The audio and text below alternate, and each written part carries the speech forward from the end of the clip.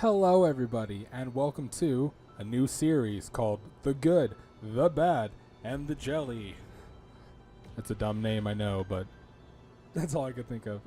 This is going to be a series where I take a look at, you know, the best in video games, what I really like about certain games, the bad in video games, stuff that doesn't quite work out, sometimes really just awful games, and the first episode is going to be, as you can tell, No Man's Sky. No Man's Sky. Where do I even start? I was so looking forward to this game. It was, I wouldn't say I was hyped, but when I heard about it, I was like, oh, that's going to be really interesting if they pull that off right. But as most people know, it kind of I don't know. It didn't quite work out, I'm sure, the way the developers wanted it to. There are good and bad to this game. Like that, right there, is fucking cool.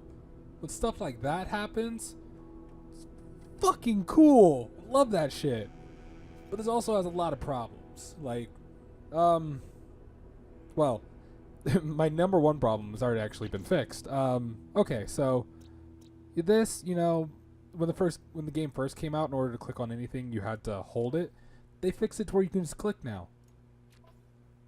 That is, I don't know why that needed to be a thing to begin with. That should have just been how the game was. I wish I had a cursor instead of the sphere, or the circle, but we'll let the developers have what they want.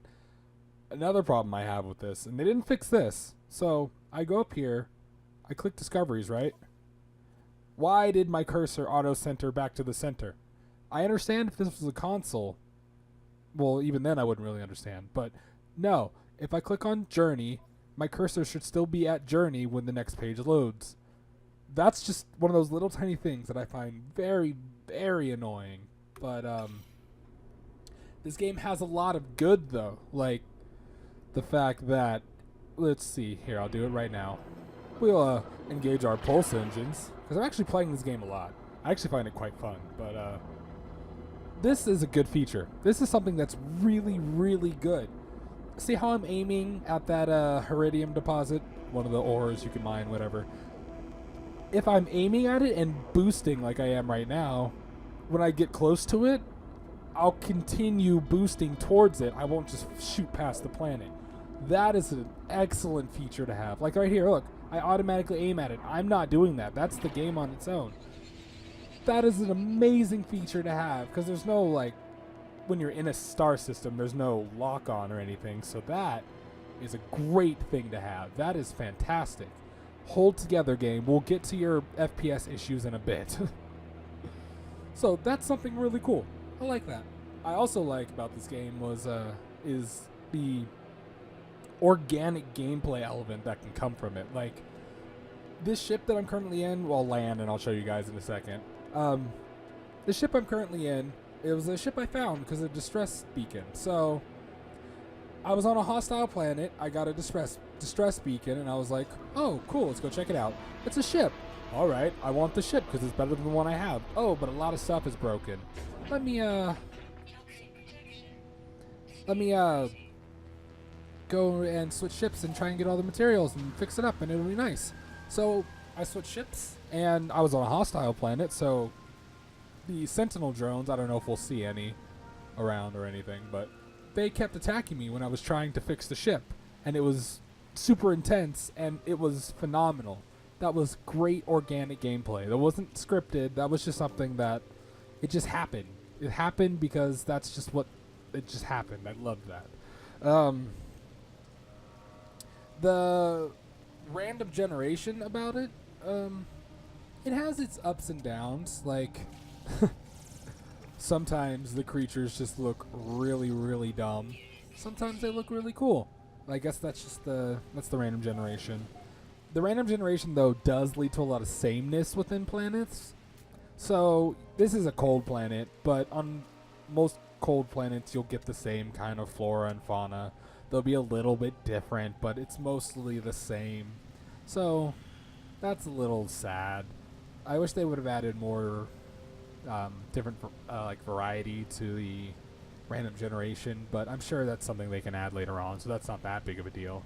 One of the big issues I had early in this game, because as you can see from this right here, this screenshot, I am at about 13 hours as of recording this, so... Oh, hello. Can I scan you? That's something cool, too. You can scan flora... oh, it's hostile. You can scan flora and fauna, and... What? That was weird. Anyway, you can scan flora and fauna, and it'll tell you about it. Like, this one is hostile, and I just killed it. That's cool. I like that. You can learn about the plants and the animals. Each one, the name is randomly generated. You can name... Oh, and this is the thing that's cool. Anything you discover, so that be a solar system, a planet, an animal, a plant, you can name it and upload it. So if anyone else in the entire who's playing this game runs into it, it'll be whatever you named it, and it'll say it's discovered by whatever your username is. That's fucking cool, because you can name it anything. I think there's some bad word censors, but still, that's fucking cool. Inventory is the next thing I was going to talk about with this game. So, the inventory I found is the biggest enemy in this game. So this is a survival game, right? So think Minecraft. So in Minecraft, right? You go out, you collect, you have a giant inventory to carry things in, which works because you go out and collect a bunch of shit. You're going to need the space. This game, however, decided that it would only give you, I believe it was the 9 to begin with, so you only got 9 slots to begin with. It might have been this bottom layer too. Actually, I think it was the bottom layer.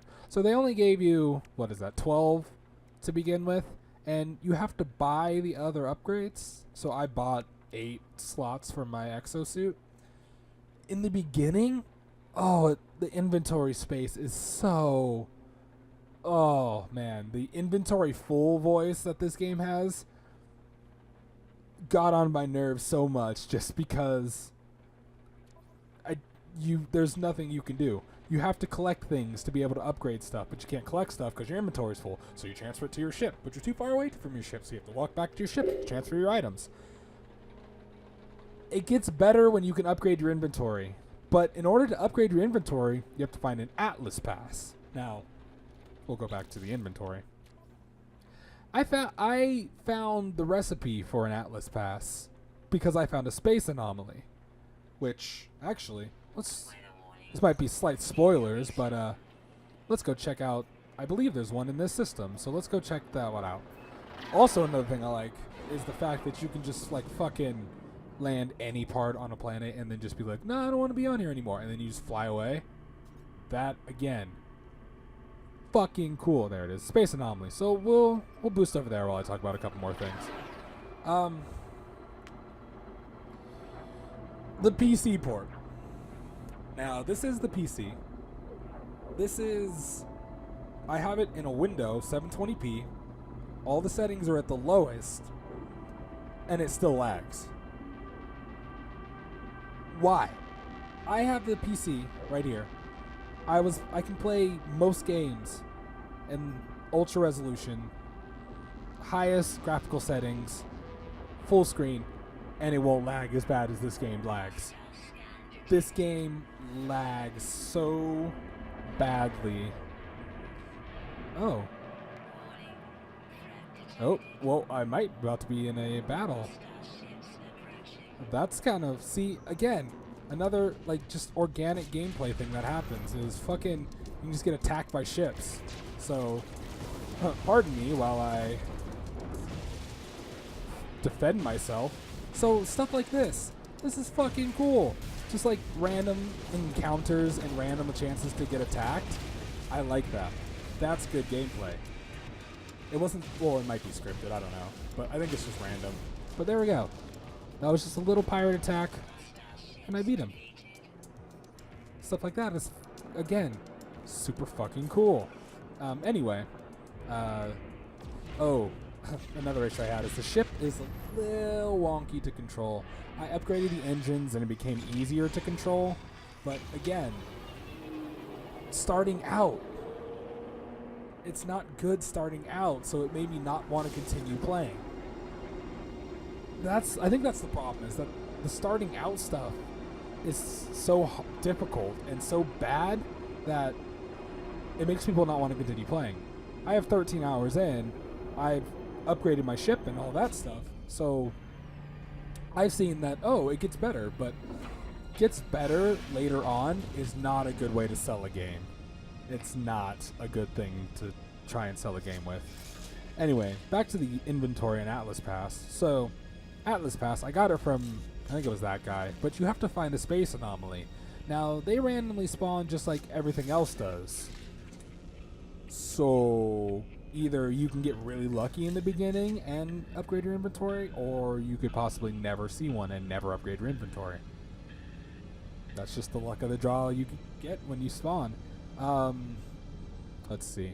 Another issue I had was the field of view. I have this field of view at max, and I still feel constricted. That might just be me, because I'm used to, like, Fallout and stuff letting me... Oh. I didn't know that was a thing in that. I just learned something new. Mine is better, but... Actually, the main thing I focus anything on when I'm upgrading is, do I have more slots to put stuff? If not, no. Even if it has better, like, upgrades and stuff, it's not... I can't hold more things on it, so it's not a good thing to do. I can't really do a good example of it here, I don't think. But I have the field of view at max. You can clip through some terrain. I can't really... There's not a good place here that I can show it, so... Whatevs. I think that was everything that I wanted to talk about No Man's Sky. So, you know, take my words for what you will. I am enjoying this game. I didn't starting out. I had to grind a bit, and selling a game on it gets better later. That's not a good thing to sell your game on. So, if this was a, I don't know, $29.99 game, like a $30 game, oh, I would recommend it. It's a great $30 game. Is it a $60 game? I don't really think so. So, those are just my thoughts on No Man's Sky. It gets better the longer you play. That's not a good selling point. Yada, yada, yada. So, this is the conclusion of the first episode of The Good, the Bad, and the Jelly. Let me know what you guys think of this series. I could do more games. Give me suggestions. I can do really good games or really bad games, or games like No Man's Sky that are... Anyway, thank you guys so much for watching, and if you like this video, make sure you come back for seconds, and I'll see you later, guys.